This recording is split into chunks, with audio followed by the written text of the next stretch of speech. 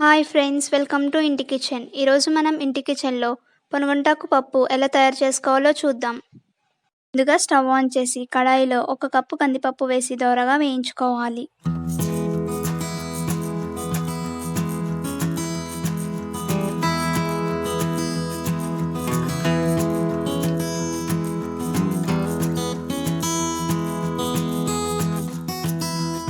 దోరగా వేగిన తర్వాత సరిపడా నీళ్లు వేసి ఒకసారి కలిపి 3 పచ్చిమిర్చి వేసి మూత పెట్టి ఉడికించుకోవాలి.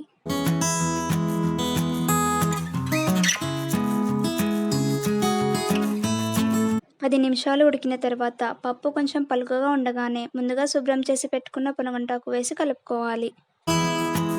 పొనగంటి ఆకులో iron, vitamin A, vitamin C, fibre ఉంటాయి.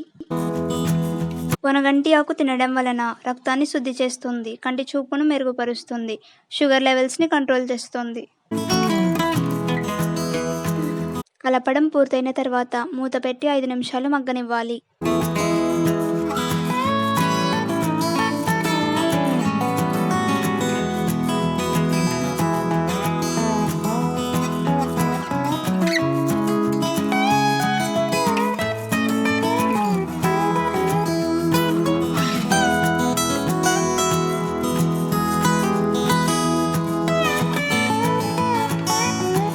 మగ్గిన తరువాత తగినంత ఉప్పు, చిటికెడు పసుపు, 1/2 టీ స్పూన్ కారం వేసి కలిపి ఒక 2 నిమిషాలు ఉడికించుకోవాలి.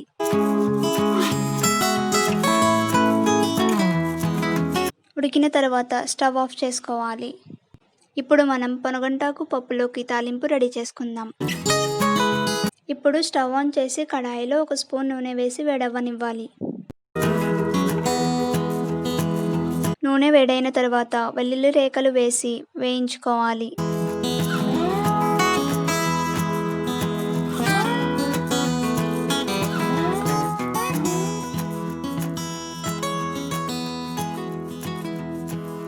వెల్లుల్లి రేఖలు వేగిన తర్వాత పోపు సరుకులు అనగా ఆవాలు, జీలకర్ర, మినపప్పు, ఎండుమిర్చి వేసి ఫ్రై చేసుకోవాలి.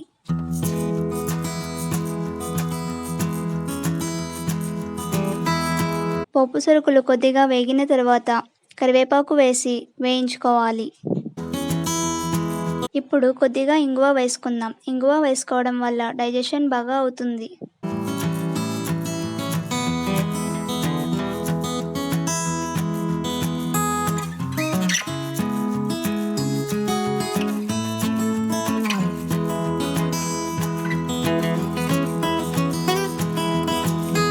పోపు సరుకులు వేగిన తర్వాత ముందుగా ఉడికించి పెట్టిన పొనగంటాకు పప్పును వేసి కలుపుకోవాలి.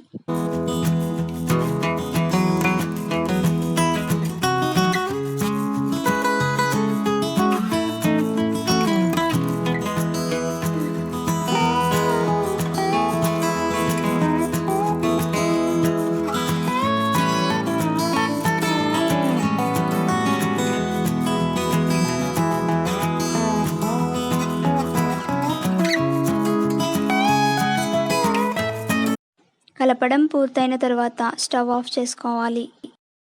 ఇంతేనండి, పొనగంటాకు పప్పు రెడీ.